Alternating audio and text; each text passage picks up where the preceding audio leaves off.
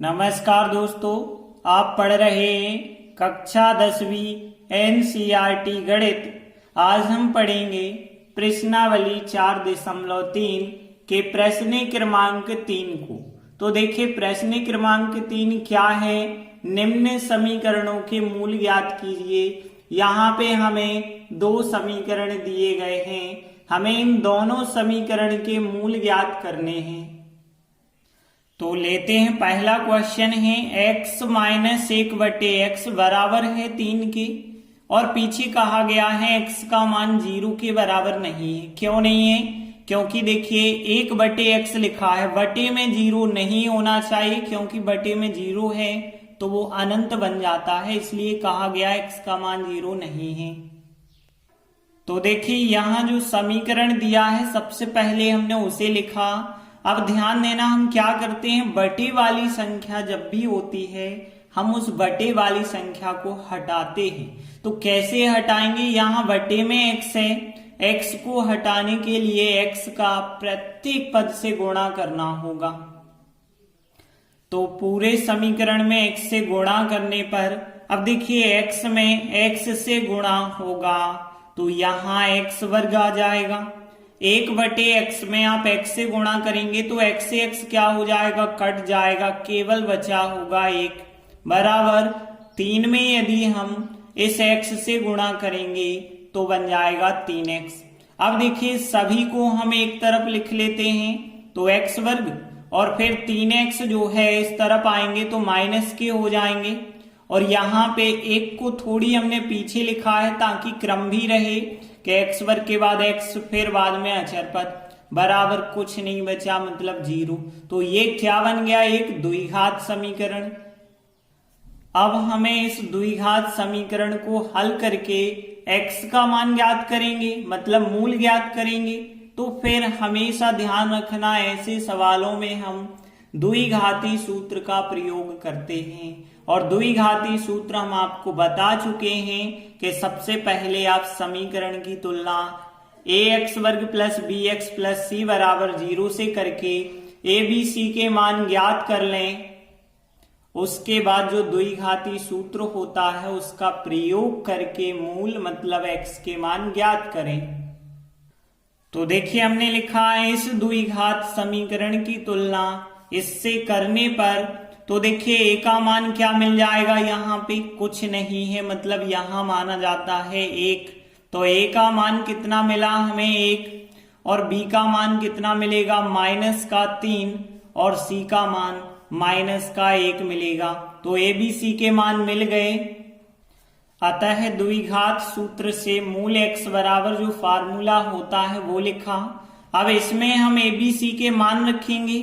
तो देखिए सबसे पहले माइनस है, माइनस लिखा, फिर b की जगह पे -3 लिखा, फिर इसके बाद प्लस माइनस है, फिर करनी के अंदर क्या है b वर्ग, मतलब यहाँ पे -3 का वर्ग लिखा, फिर माइनस के 4 लिखे, फिर a का मान 1 है तो 1 लिखा, फिर इसके बाद c का मान -1 है, -1 लिखा, फिर बटे में क्या लिखना है 2a, तो 2 लिखा हमने, और फिर a की जगह a का मान कितना है 1, और फिर यहाँ पे बराबर x चलते जा रहा तो x भी आपको लिखते चलना है।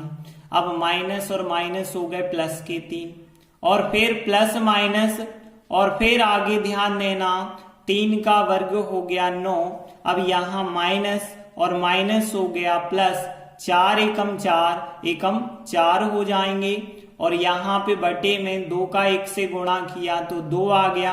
ये चल रहा है x के बराबर। आगे देखिए यहाँ 3 का तो 3 लिखा, प्लस माइनस यहाँ पे 9 और 4 जोड़े 13 हो गए, और बटे 2 का 2 लिखा। अब देखिए यहाँ करनी में 13 आ गया, 13 के गुणनखंड तो होते नहीं है, 13 का वर्गमूल भी नहीं होता है, तो अब हम आगे सॉल्व नहीं कर सकते, बस एक बार धन चिन्ह लेके और एक बार ऋण चिन्ह लेके आंसर बताते हैं।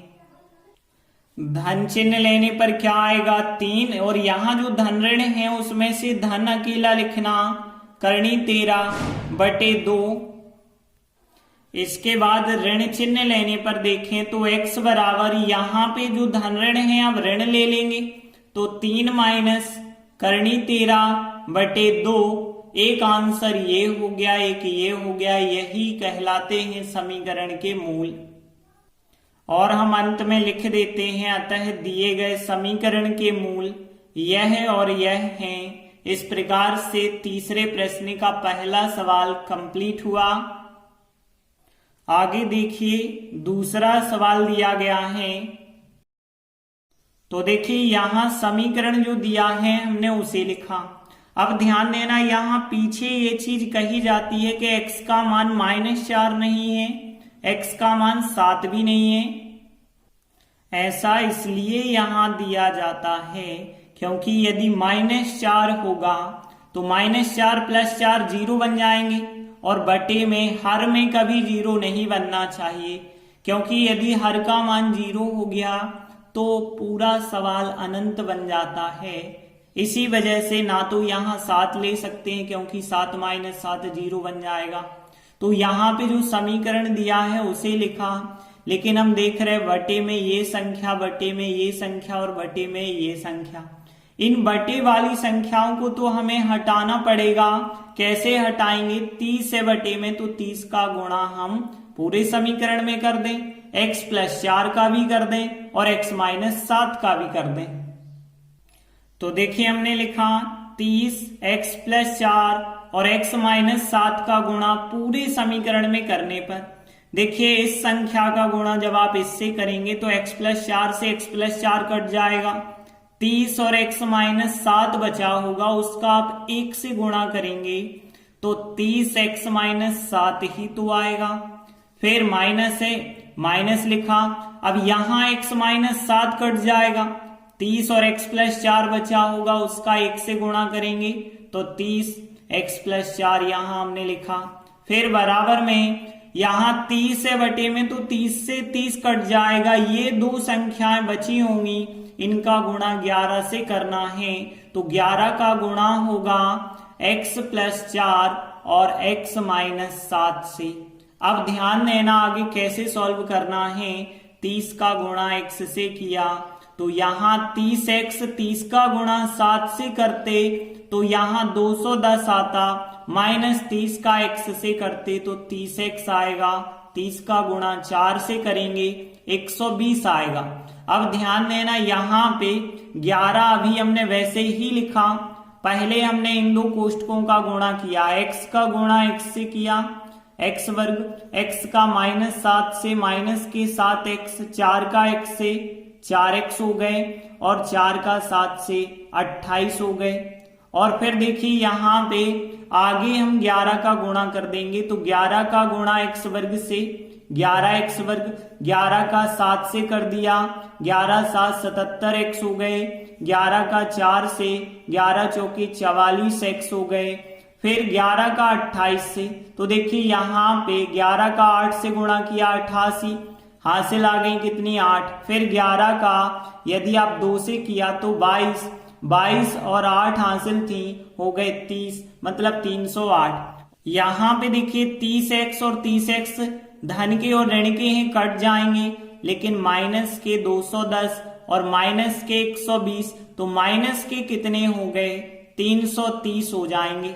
अब देखिए यहाँ केवल एक संख्या है और यहाँ x वर्ग है, x सब चीजें हैं, तो हम इस 330 को उस तरफ ले जाते हैं तो यहाँ पे देखिए फिर क्या बचा होगा, कुछ नहीं बचा होगा, 0।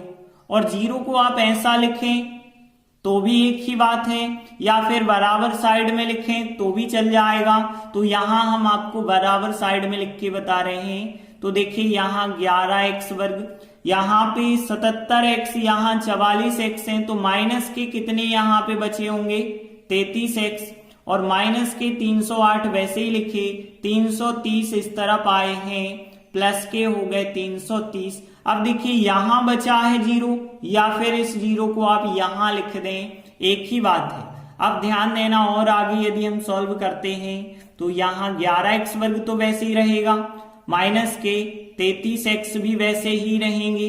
अब यहाँ माइनस के 308 प्लस के 330, प्लस के यहाँ पे 22 बच गए हैं और बराबर 0 का 0 ही हमने लिखा। अब देखिए 11x वर्ग 33x 22x पूरे में 11 से भाग जा रहा है। पूरे समीकरण में 11 से भाग देने पर देखिए 11x वर्ग में 11 से भाग देंगे तो 11 से 11 कट गए, केवल x वर्ग, और यहाँ पे 11 × 33 तो यहाँ 3 बार जाएगा 3x, और यहाँ 11 दूनी 22 2 बार जाएगा बराबर 0। अब देखिए जो द्विघात समीकरण आया है, यदि ये गुणनखंड विधि से सॉल्व हो सकता है तो आप कर दें, वरना सूत्र विधि तो आपको लगानी ही है। यह द्विघात समीकरण वैसे गुणनखंड विधि से सॉल्व हो सकता है, लेकिन हम सूत्र विधि से ही बता रहे हैं। तो सबसे पहले हम इस द्विघात समीकरण की तुलना ax वर्ग प्लस bx प्लस c बराबर 0 से करते हैं, तब हमें abc के मान मिलते हैं।